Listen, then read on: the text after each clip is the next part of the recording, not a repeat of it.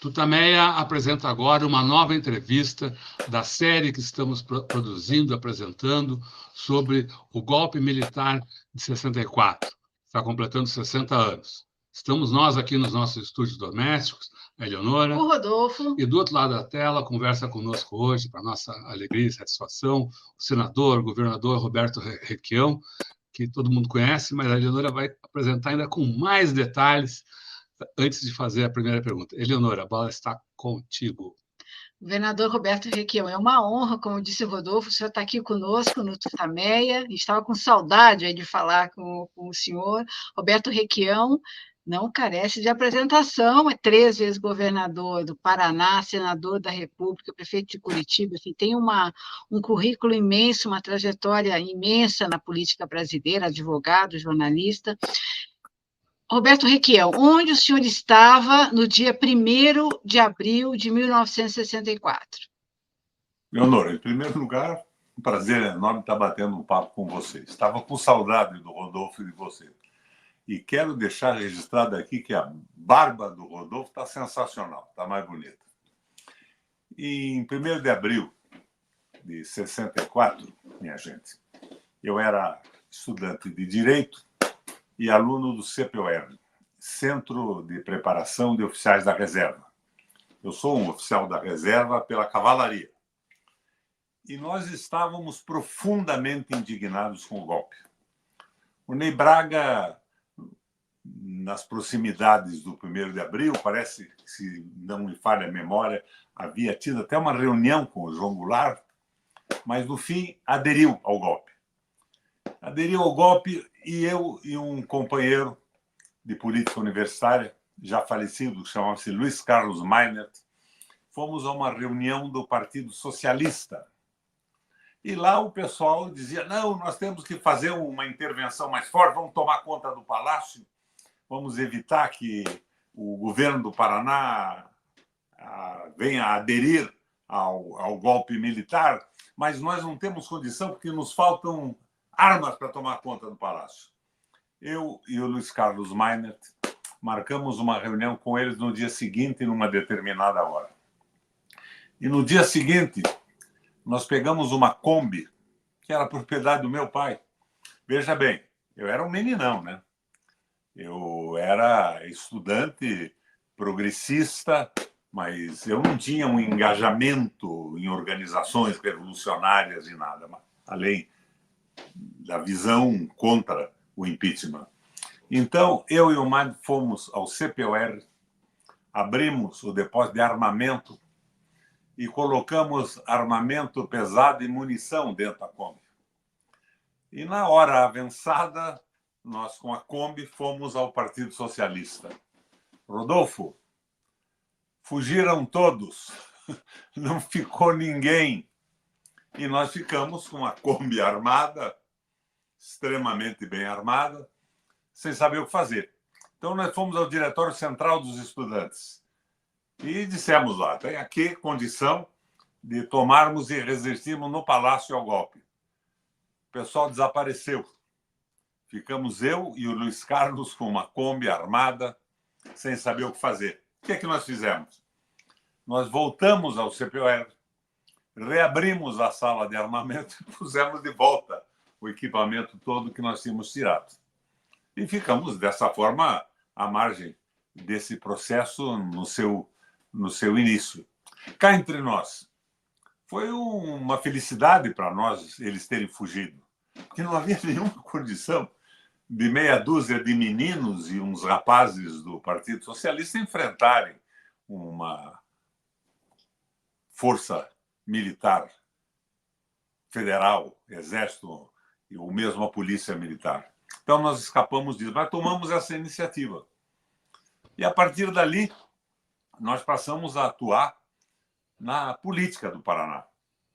Eu, pessoalmente, lendo o Henri Lefebvre, O Direito à Cidade, e o Manuel Castells, o famoso Castells espanhol sobre as organizações comunitárias, passei a me dedicar à organização de associações de moradores das regiões mais pobres. Não é? Aquela diferenciação de meios urbanos para a indústria e meios urbanos de uso coletivo. As áreas industriais tinham todos os meios urbanos, esgoto e tudo mais, escola, posto de saúde, e as áreas populares abandonadas. Nós criamos umas 100 e tantas associações de bairro em Curitiba e na periferia. E dessa organização de associação de bairro, mais tarde eu entrei na política também. Eu entrei como candidato a deputado pelo MDB, sem nenhuma pretensão de me eleger. Eu não gostava muito de partido político. Eu estava naquela linha de trabalhar com o movimento social que eu achava que teria mais capacidade de aglutinamento, de resistência e de inteligência, de formação política. Mas entrei no PMDB e fui o mais votado em Curitiba. O pessoal da periferia me ajudou muito. Companheiros daquela época, na organização das associações de moradores, o Edésio Passos, do PT, o Sargento Teixeira, o Edésio e o Sargento Teixeira. O Teixeira era um sargento que tinha sido cassado, mas continuava na resistência da luta política a favor da população mais pobre. Eles já morreram. E eu, nesse processo, já no PMDB, eu entrei no MDB, e deputado estadual, me candidatei a prefeito de Curitiba. O meu adversário foi o famoso Jaime Lerner. Pasmem os dois, que era meu amigo pessoal. Mas era um cara que tinha uma visão mais elitizada da cidade. Tinha sido prefeito da ditadura. O famoso prefeito da ditadura, com muito dinheiro, tinha, do ponto de vista estético do mobiliário urbano, foi um excelente prefeito, mas sem nenhuma preocupação com o social. Eu me candidatei e, para o espanto de todos, eu comecei na campanha eleitoral pelo velho MDB com 2% de votação. Mas fomos para os debates e eu acabei me elegendo, ganhando a eleição do imbatível Jaime Lerner, que era absoluto como imagem da modernidade do pessoal da direita no Brasil. E daí minha carreira política começou por aí, partidariamente. Na prefeitura de Curitiba... Bom, não sei se... Eu só queria, não, desculpe interromper, mas eu queria ainda voltar no tempo um pouco, para que o senhor nos contasse como é que aquele jovem que estava no CPR, como foi a formação daquele jovem para que ele chegasse a ter aquela indignação contra o golpe e, mais ainda, assumir, tomar uma atitude, coisas que foram raras, tanto, talvez não tão raras, mas a indignação não foi de todos, e tomar uma atitude, então, foi de um número bem menor. Então, um pouco sobre a sua formação aí que o levou a ter essa tomada de posição frente ao golpe militar de 64. Vamos lá, Rodolfo. Eu venho de uma família que tem participação política há muito tempo. Um dos meus bisavós, trisavós, foi o lugar-tenente do Frei Caneca na Confederação do Equador.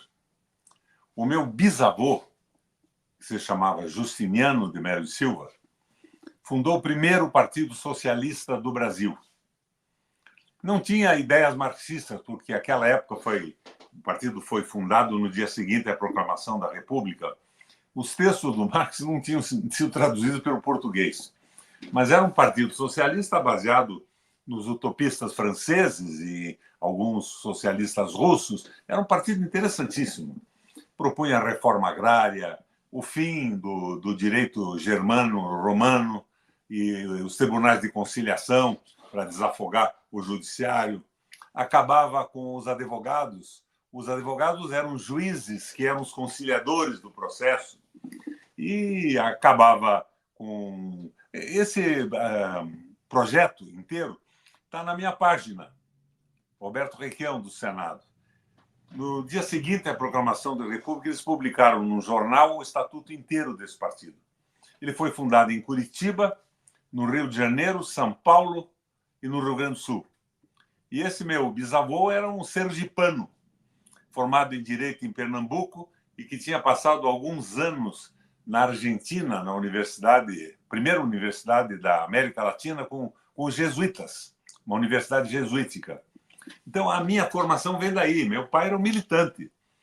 Meu pai era um médico que, segunda, terça e quarta-feira, Ele trabalhava de graça para o pessoal da periferia. Ele cobrava, se não me engano, na quinta e na sexta.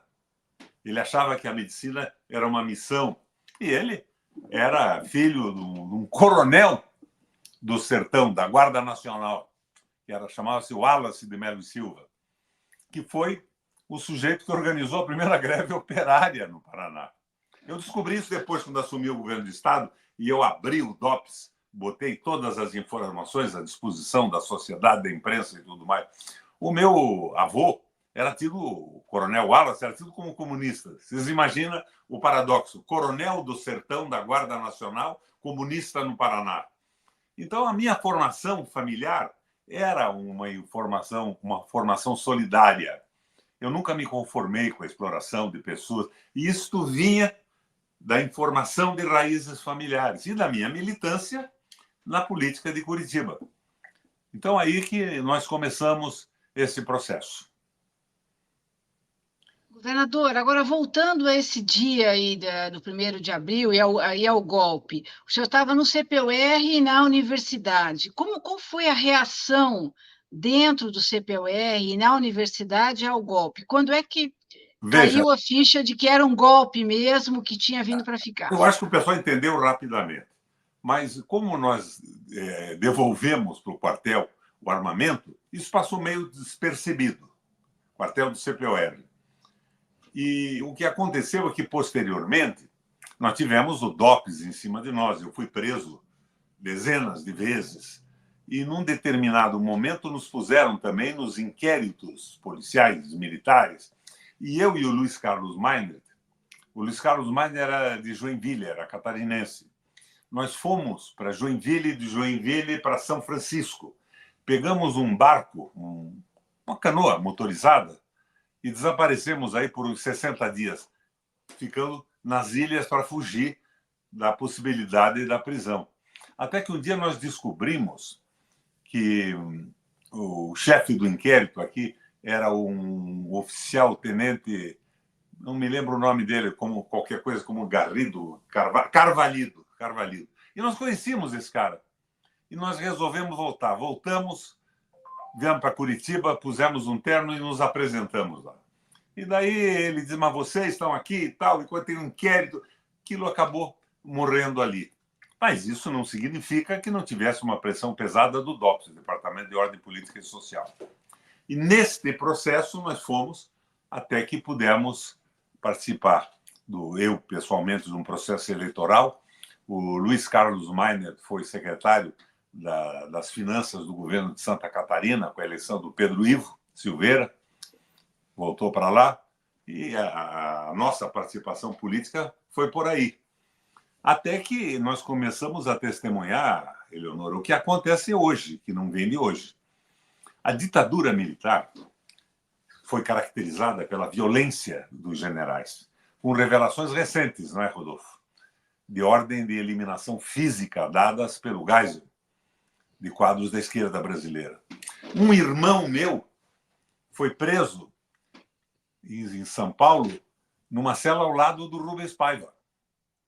Ele acompanhou a vida dura do Rubens Paiva, as torturas, até o dia que retiraram ele de lá e ele foi assassinado numa praia do Rio de Janeiro.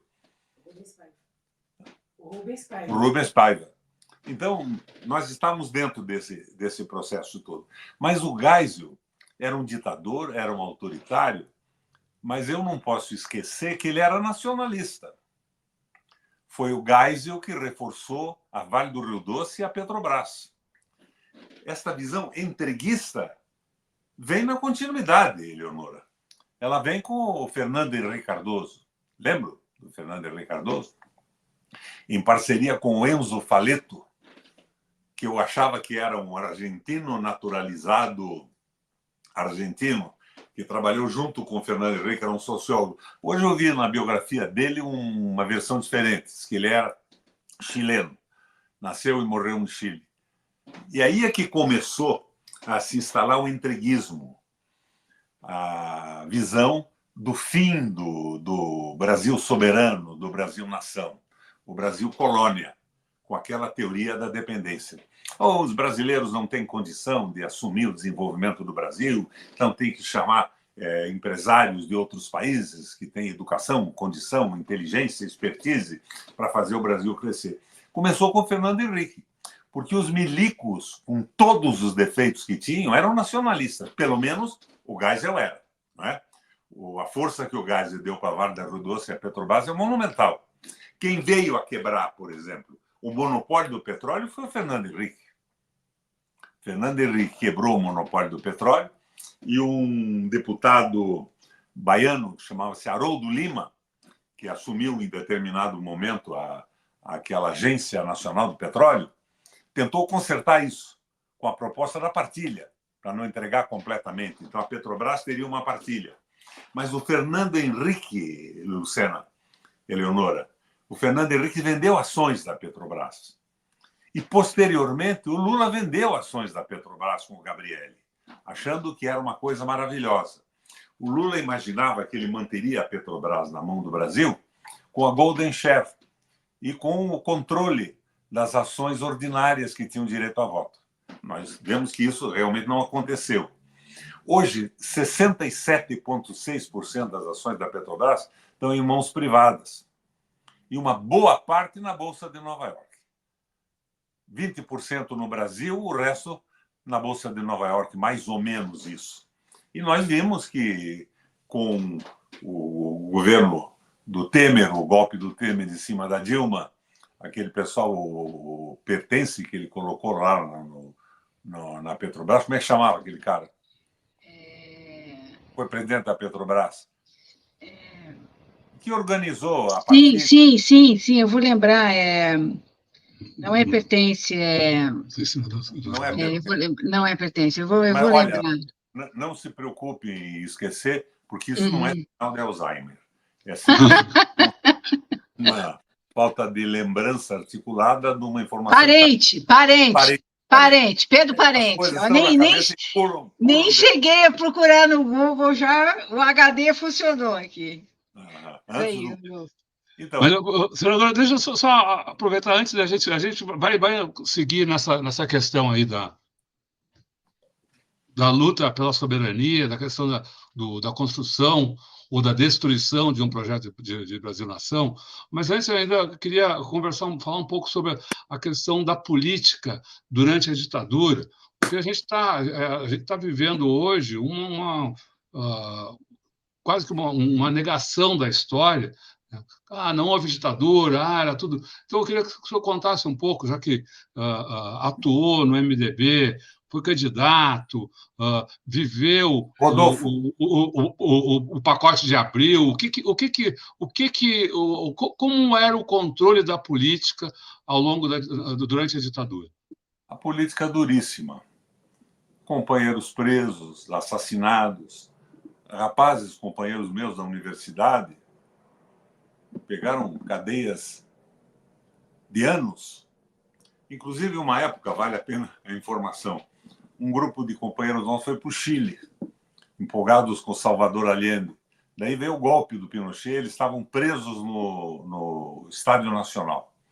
E nós organizamos aqui, no Paraná, um grupo que levantou fundos que foram enviados para o Chile para comprar os generais. Nós conseguimos tirar do Estádio Nacional, através do pagamento, do suborno daquela canalha da direita chilena, alguns companheiros que saíram do Chile, foram para outros países, trabalharam politicamente em muitos países, acabaram voltando para o Brasil com o fim da ditadura, com a direta já e tudo mais, estão por aqui até hoje. Inclusive, uma das operadoras desse processo é a Mari Zanoni, companheira nossa. Ela deve estar no Acre. Ela foi muito bem relacionada com Chico Mendes lá uma época, e ela foi um dos instrumentos para encarregar esse dinheiro para libertar o pessoal brasileiro preso no Estádio Nacional. Então, nós estávamos numa atividade contínua. Muitos companheiros até da democracia cristã nos ajudaram nisso, na arrecadação e no envio para a liberação. A atividade nossa estava por aí. Foi muito duro isso. Nós tivemos, pessoal, o Jefferson Cardim de Aguiar foi preso. Estava preso no quartel do Boqueirão, aqui em Curitiba. E um grupo de companheiros nossos, eu não vou citar o nome agora, não sei se eles gostariam disso ou não, invadiram a área externa do quartel e levaram um macaco de Volkswagen. Conhece aquele macaco que se vai mexendo na alavanca e ele vai pressionando? Eles estavam presos em celas térreas, com grades pesadíssimas. Eles puseram o macaco e com o macaco eles arrancaram as celas, as grades. Assim, o Jefferson Cardim de Aguiar, pelo pessoal nosso, companheiros aqui do Paraná, foi libertado. Então, havia uma atividade nesse grupo nosso, que, no meu caso, acabou sendo desviada ou lançada para a participação política. Eu fui um prefeito popular. Eu fui um prefeito de esquerda. Eu criei administrações regionais, eu fiz uma política de creches, melhorei a situação das escolas, trouxe as escolas integrais, escolas oficinas para os mais pobres, escolas integrais nos bairros da periferia, onde a população teria dificuldade de ter acesso a uma escola de grande qualidade, como a burguesia do centro tem com facilidade. E essa administração, Eleonora, foi tão bem sucedida que no Datafolha da época eu fui considerado o melhor prefeito do Brasil pela avaliação popular. Esta condição de melhor prefeito do Brasil me ofereceu a possibilidade de ser candidato ao governo do estado. Eu ganhei a eleição para governador do estado do Paraná. Eu fui governador por 3 vezes, mas com discurso, com posição, sem dinheiro. A coisa se transformou na posteridade desse momento. Hoje, a eleição é um negócio de agências de publicidade, de custos incríveis de televisão e do pichuleco dourado, né? Hoje, o pichuleco dourado, que é a emenda obrigatória, emenda impositiva, praticamente garante a reeleição daquela gente que está no Congresso, com bilhões de reais disponíveis para fazer pequenos favores. O meu processo de eleição para o governo do Estado, para o Senado da República, não teve nada a ver com isso, era a posição firme. Mas depois a imprensa foi fechando. Quando eles perceberam o tipo de governo que nós fazíamos, a tese, nós precisamos de empresas estratégicas na mão do Estado, Banco Central subordinado a uma proposta de desenvolvimento, Petrobras vinculada aos interesses do crescimento do Brasil e não para viabilizar dividendos para os seus acionistas internacionais, o sistema de saneamento na mão do Estado e portos públicos. Mas hoje o que você vê, vamos dar um pulo aí, é que o nosso governo da Frente da Esperança está fazendo exatamente o contrário do que foram as nossas teses, inclusive entrando na Frente da Esperança para eleger o Lula. O único discurso progressista do governo federal é do Lula, mas a prática do governo não tem nada a ver com isso. Nós estamos com o Banco Central na mão do mercado financeiro, a nossa Petrobras tenta iludir a população com a história que acabou a parceria de preços internacionais, mas está acima da parceria de preços internacionais, está tendo lucros fantásticos, talvez também para contentar o pessoal da Fazenda, que quer o equilíbrio fiscal com o lucro da Petrobras, mas 76% vai embora. Então, mal administrado isso tudo. E aqui no Paraná a situação é terrível. Você sabe que eu sou um lulista militante. Já dei entrevista a vocês, eu admiro o percurso da história do Lula e tudo mais, na política, o crescimento dele, a evolução. Mas hoje, no Paraná, nós entramos de cabeça na eleição do Lula. Eu estava vinculado à política internacional. Eu fui presidente do Parlamento Europeu Latino-Americano, em Bruxelas. E era presidente das seções brasileiras do Parlasul e do Parlatino. E algumas vezes até presidente do Parlatino e do Parlasul. E eu voltei para derrotar o liberalismo do Guedes, a incongruência absoluta do Bolsonaro e dar uma mão para o Lula. Mas no Paraná, o governo federal apoiou a venda da nossa companhia de energia elétrica. O governo federal fez o pedágio do Bolsonaro. Nem o Bolsonaro teve coragem de fazer, estava parado. O governo federal fez o pedágio.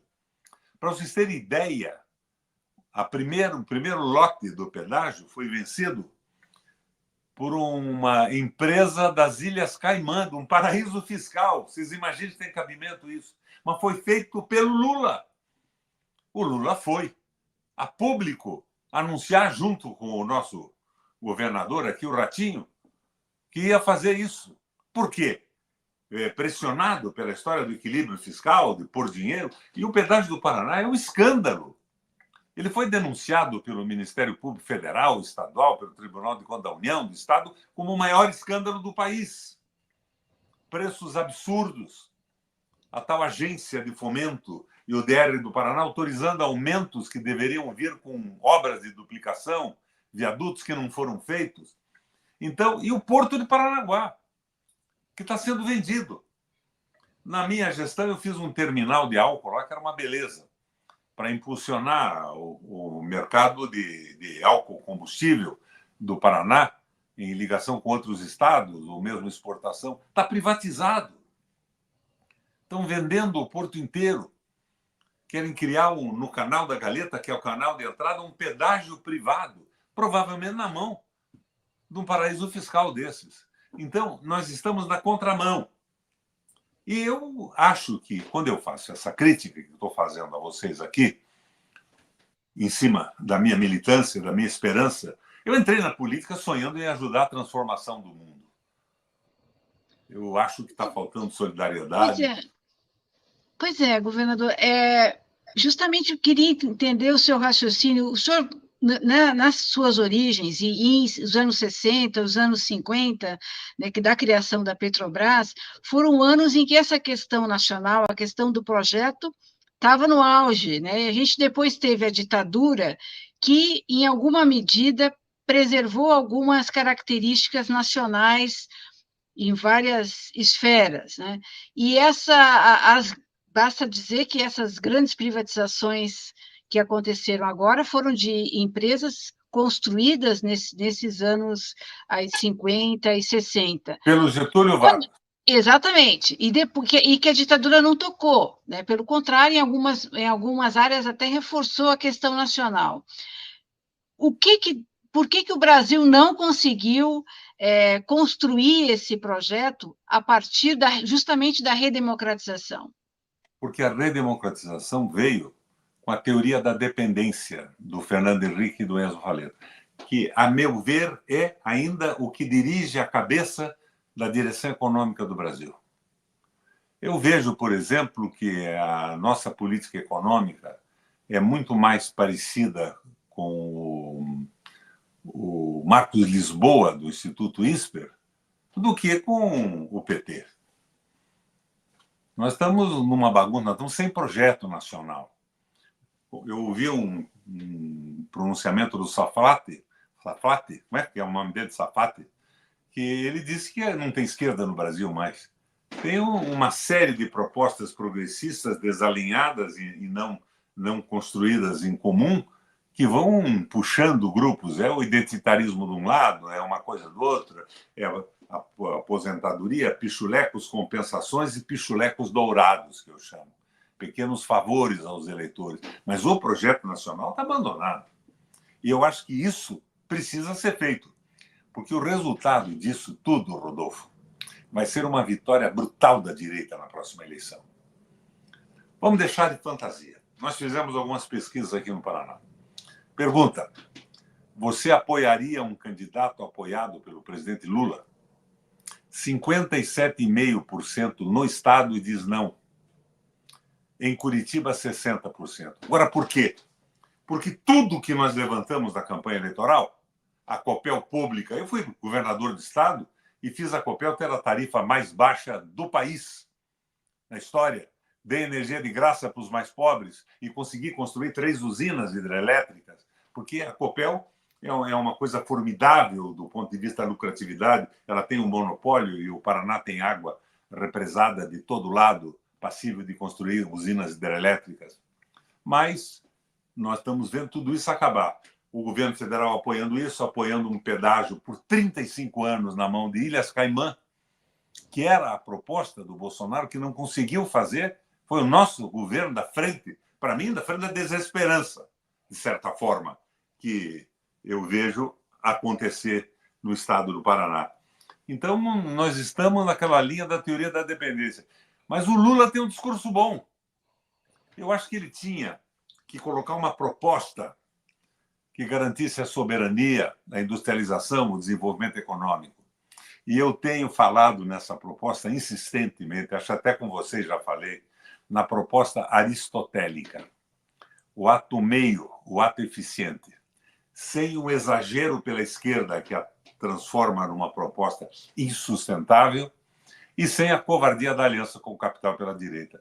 Mas o que eu vejo hoje é um governo que está trabalhando junto com o capital financeiro. Não é nem o capitalismo, a moda antiga, que produzia bens e mercadorias, dava emprego de uma forma ou outra. Não é? Explorava o trabalho, viabilizava a luta de classe, mas hoje não. É uma verdadeira loucura o que está acontecendo. O arcabouço fiscal, para mim, é uma doidice. Não tem algum sentido, mas eu acho que isso pode ser consertado. Basta que o Lula tome consciência disso. O Lula, em algumas coisas, é magnífico. Esse pronunciamento dele, na crítica dura que ele fez ao extermínio das crianças, das mulheres, dos civis em Gaza, por um Israel enlouquecido, com a história do sionismo. Você já viu, Eleonora, que essa história do sionismo e a postura, não dos judeus, eu tenho um verdadeiro horror do antissemitismo, mas do Netanyahu, se suporta no Velho Testamento? Vocês já leram o Velho Testamento? Lembram o que diziam que deviam fazer com os inimigos? Liquidá-los, homens, mulheres e até animais, mas fundamentalmente evitar a procriação, aquela loucura do Velho Testamento? É o que eles estão fazendo, eles querem a eliminação do povo palestino. E eu não estou defendendo a visão islâmica, que também tem distorções pesadas, mas o mundo não podia admitir esse massacre das crianças. Dezenas de milhares de crianças, mulheres que não têm nada a ver com Hezbollah nem nada. E é uma tentativa de mandar aquele pessoal embora. Então, não tem sentido. O Lula despertou a consciência do mundo com a sua posição clara. E o Lula, se colocasse um projeto nacional, dissesse o que quer fazer em termos de garantia da soberania. A Petrobras é a grande possibilidade que nós temos de retomar o desenvolvimento econômico. É a única empresa com capital suficiente, com poder de mobilização, para dar uma arrancada no desenvolvimento. E não para distribuir dividendo para sócios privados da Bolsa de Nova York. Agora, o Lula faz o quê? Coloca lá o Prates. E ficam enganando, dizendo que estão diminuindo, que não tem mais os aumentos que tinham no Bolsonaro. Eles estão com um preço maior que o do Bolsonaro nas circunstâncias atuais de desvalorização do dólar e tudo mais. Então, nós precisávamos que o governo acordasse, porque eu vejo, perdoem a sinceridade, uma semelhança entre a proposta do Milei e a nossa proposta econômica. E nós vamos acabar elegendo um Milei no Brasil. Bolsonaro, eu esqueço. Eu acho que hoje, ontem, cerca de 200 mil pessoas, dos 2.200.000 habitantes da grande São Paulo, é menos de 1% da população da grande São Paulo. E o comício foi feito com gente do Brasil inteiro, do interior inteiro. Então, não teve a significação que eles querem dar com a fotografia. É menos de 1% da população da grande São Paulo. E o Bolsonaro se transformou nesse comício num expositor do seu próprio féretro. O pessoal foi lá fazer uma homenagem, olhou o Bolsonaro, e o Bolsonaro vai ser incinerado posteriormente pelo Supremo Tribunal Federal. Então isso acabou. Mas a visão de direita não acabou, Rodolfo. Ela foi impregnada na cabeça do povo pela Globo ao longo do tempo. Empresa pública não presta. A Copel era uma maravilha no Brasil, a Sanepar era um troço incrível. E foram liquidadas a troco de quê? aqui no Paraná. E nacionalmente também. Como é que você pode controlar a distribuição da energia no Brasil com a Eletrobras privada? Se veja a encrenca que estamos tendo com o Paraguai agora. Nova guerra do Paraguai. Por que desse conflito? O Paraguai quer cobrar energia pelo preço anterior ao saldo final da dívida da construção. Era 22 e pouco, 22,40, 22, eles querem cobrar isso. O custo da energia realmente é 9,50 por aí. O preço da energia deveria ser 10,40, 11, 12, porque a usina precisa de um lucro para sua renovação, a manutenção, o pagamento do pessoal e tudo. Os paraguaios não aceitam isso. Por que não aceitam, Rodolfo? Eles dizem, não é mais uma negociação de Estado a Estado. Paraguai e Brasil construíram a usina para oferecer energia boa e barata para o desenvolvimento dos dois países. Nós privatizamos a Eletrobras e os governos privatizaram as empresas estaduais. Então, eles dizem o seguinte, por que nós vamos oferecer energia elétrica, força, por um preço baixíssimo, para uma empresa privada faturar em cima do povo pelo preço que quer, ganhando verdadeiros absurdos? Você veja, é uma situação sem saída. E isso decorre do quê? Da privatização do sistema interno brasileiro. E eu vejo o governo sem fazer nada. O Lula faz um discurso, critica os salários dos novos diretores, mas fica tudo do mesmo jeito. Está faltando uma posição forte. Agora, essa posição tem que ser de quem? Sua, Rodolfo? Da Eleonora? Minha? Não. Quem tem que falar a respeito de um projeto nacional sustentável, sem exageros, é o Lula. O velho Guerreiro Ramos dizia que a gente não podia imaginar que ia reformular um país de uma hora para outra, que tem uma história de opressão popular de centenas de anos, mas que devíamos abrir a possibilidade de que o processo eleitoral e a grande discussão política fizesse com que o conhecimento fosse dando suporte popular em consciência a um avanço. Não está acontecendo isso. Nós estamos vendo, outro dia falei com o ministro, ele me disse, não, precisa acabar com essa visão nacionalista, isso é muito atrasado. Ora, meu Deus do céu, nós não estamos falando de xenofobia, nós estamos falando em desenvolvimento. Eu venho de um seminário que a CUT organizou e outras entidades em Foz do Iguaçu, inclusive com a presença do meu amigo Mujica, que propôs a unidade da América do Sul. Nós não temos por que não estarmos jogando juntos na questão hidrelétrica, na questão da energia elétrica. Nós não temos por que ter passaporte em fronteira. Nós temos que ter uma opinião conjunta de defesa dos interesses do nosso povo. Isso tudo desapareceu completamente. Quem acabou com o acordo com a União Europeia, que era um crime contra o Brasil, foi a França, os agricultores franceses, não fomos nós. Sim. Eu não vi uma visão, depois que morreu o nosso amigo Samuel Pinheiro Guimarães, de defesa do interesse latino-americano. Então, nós estamos nessa situação.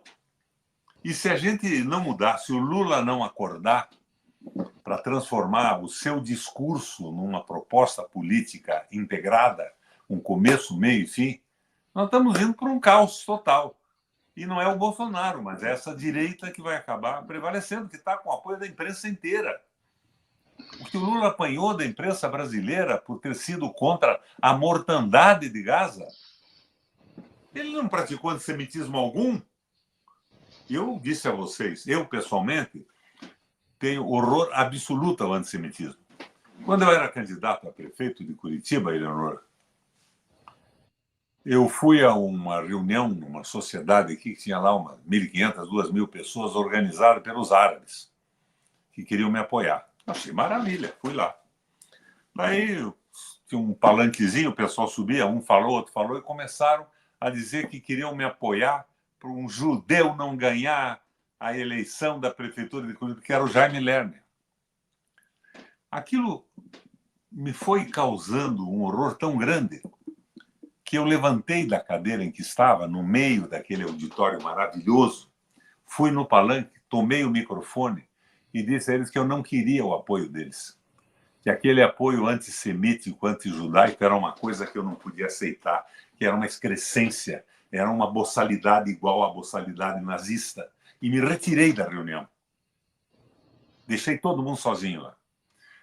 No dia seguinte, pela manhã, Eleonora, às 6 horas da manhã, começaram a bater na minha casa. Eram as lideranças árabes, para me pedir desculpa em relação à boçalidade que tinham feito alguns dos seus líderes na reunião. E dizer que eles não eram antissemitas, não estavam nessa posição, que iriam me apoiar e que conviviam perfeitamente com os judeus no Paraná e Curitiba. Então, a prática é o critério da verdade. Não adianta o discurso do Lula se a prática do governo não sustenta o discurso.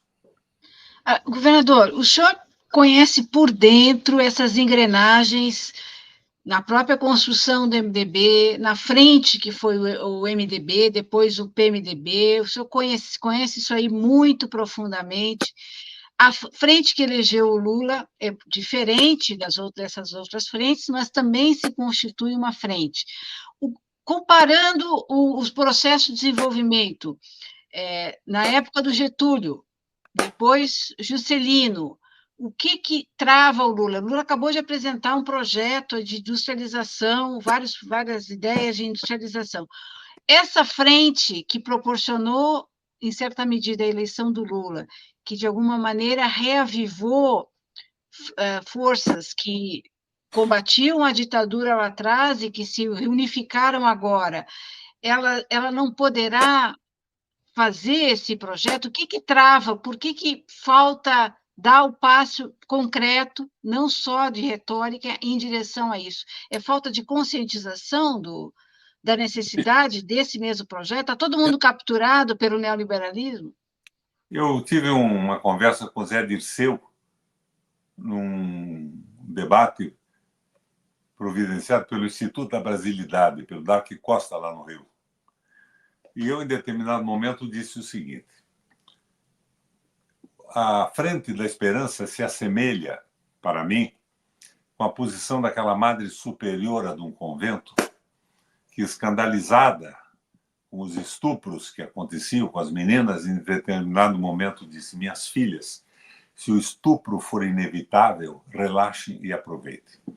Nós não temos um ministro realmente progressista no governo da Frente da Esperança, com posições firmes e claras. Não temos, do ponto de vista da soberania, do desenvolvimento das empresas estratégicas. O projeto de industrialização é bacana, mas como é que ele é possível com dólar flutuante? Como é que ele é possível com meta de inflação e superávit primário? Ele é rigorosamente impossível. Daí aparecem alguns economistas do apoio do meu amigo Haddad, que é um cara porreta, limpo, sério, e dizem o seguinte: o Brasil precisa do capital estrangeiro.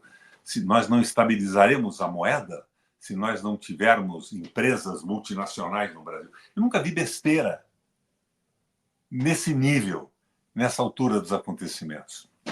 Então, isso tudo não vai acontecer se não houver uma proposta de soberania clara. Eu não quero revolução.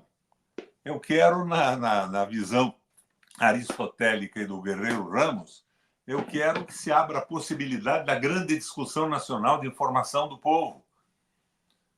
Nós precisamos de uma mídia mais aberta, TV nacional aberta no Brasil inteiro. E discussão não é propaganda. Propaganda é horrível, o pessoal diz: vamos lançar um candidato à prefeitura de Curitiba progressista. O candidato vai dizer o quê, Rodolfo? Nós somos a favor da venda da Copel, nós somos a favor do pedágio, que é um roubo milionário, totalmente inexequível do ponto de vista da seriedade. Nós somos a favor da venda da Sanepar, da venda do Porto Paranaguá. Como é que nós ficamos? Ficamos sem discurso. O pessoal do PT agora, tem gente boa aqui, hein? Está dizendo o seguinte: não, mas o pedágio feito pelo Lula é melhor do que a proposta do Bolsonaro. Nós modificamos alguma. Não é assim. A gente tem que admitir que foi um erro. E os erros têm que ser corrigidos. têm que ser conhecidos para que sejam corrigidos e não sejam repetidos. Agora, isso é em nome do quê? Da governabilidade? Precisamos de alguns votos a mais do Congresso Nacional do PSD? Então, entregamos o pedágio por 35 anos, um projeto, meu Deus do céu, que coisa bárbara, que é o projeto que foi.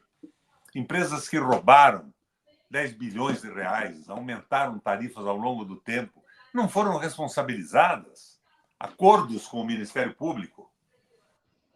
O troço está terrível. Eu vejo um momento muito difícil, não há mais um projeto nacional. Nada de exagero. É o que eu dizia para o Dirceu. Dirceu, não é o projeto dos meus sonhos juvenis com a informação que eu tinha da economia do mundo e tudo. É um projeto sustentável no Brasil que abra a perspectiva. Vamos ver o que a China está fazendo. Como é que foi a Rússia? Por que acabou o projeto russo? O que está acontecendo com outros países? O que faz a Noruega?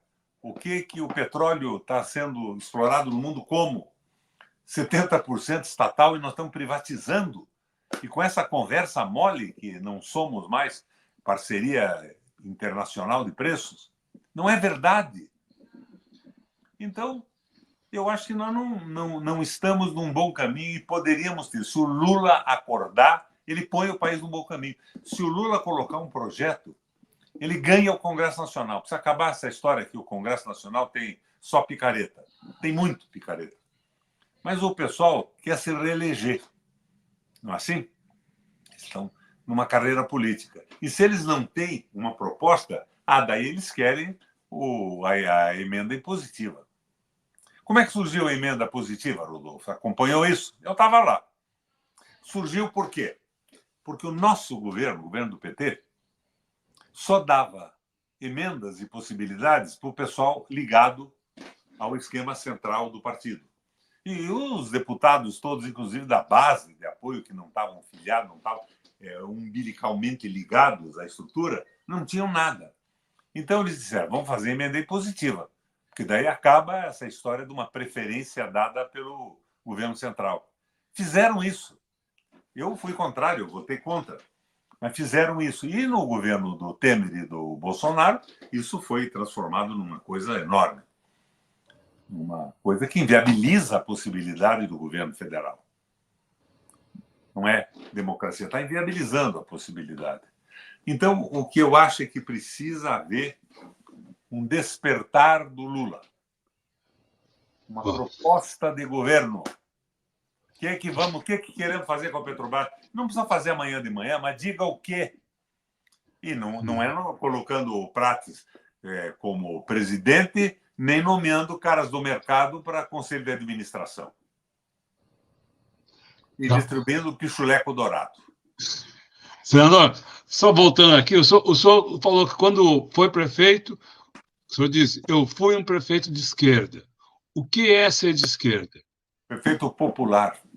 Me incomodei com a população da periferia, com escola, com saúde, com educação, fundamentalmente com emprego, com as pequenas empresas.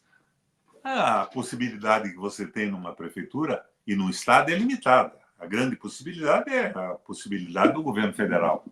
Mas eu fiz um governo voltado para a população. É claro que cuidei do centro da cidade. Eu não sou um destruidor de progresso. E hoje, o PT, se quiser se apresentar em Curitiba, tem que se apresentar uma proposta de manutenção do cuidado com a cidade, que está bonita, mas colocando a solidariedade com as pessoas como eixo principal de uma administração, o emprego, o trabalho, a saúde e a educação das pessoas. Mas não acontece isso. Ficam aí puxando o saco das mentiras sobre a Petrobras e não tem como defender a venda das empresas públicas que foram feitas pela frente da desesperança. Senador, o Lula precisa acordar. 60 anos depois do golpe militar, há 4 anos nós vivemos aí um governo de extrema-direita que uma política provocou uma mortandade no tempo da Covid, enfim. Que alertas as experiências de então dão para os dias de hoje? O alerta é que nós temos que quebrar o monopólio da comunicação no Brasil, levantar a consciência popular, informação e posição. E uma proposta de crescimento do Brasil, de industrialização, porque sem industrialização não vai haver, de forma alguma, o sucesso. Agora, o que eu estou vendo são conversas, grande política industrial. De repente, o Haddad diz que ele não sabia dessa política industrial, que não tinham contado nem para ele, nem para o Lula. Daí ela aparece na mídia como o grande sucesso do Lula. O Lula não tinha ideia do que era aquilo. Sustentada com dinheiro da onde? Não, diz o Haddad, nós não queremos investimento público. Nós queremos investimento privado no Brasil. Mas investimento privado com câmbio flutuante. Você monta uma empresa, compra um equipamento fora do Brasil, em dólar. É o que aconteceu com as companhias aéreas, lembra? Os caras investiram em aviões novos e tudo mais, e, de repente, quando eles foram pagar, o que eles tinham comprado com o dólar a 1,80 estava a 6. Quebrou tudo. O dólar flutuante é uma estupidez. A meta de inflação é completamente fora da lógica. Os Estados Unidos está emitindo moeda. Para quê? Para jogar fora? Não. Para estimular o crescimento econômico e tecnológico, estava parado. A China faz assim. 70 países com grande sucesso no mundo fazem isso. E nós estamos com essa conversa que não queremos investimento público, que vamos vender tudo, que é empresa pública estratégica. Não tem cabimento. E eu não vejo nada que me ilumine um caminho diferente disso. Claro que o discurso do Lula é porreta. Ele é porreta. Eu tenho uma admiração profunda pelo menino Lula. Chamo de menino porque ele tem 70 e poucos anos, né? Eu tenho 83.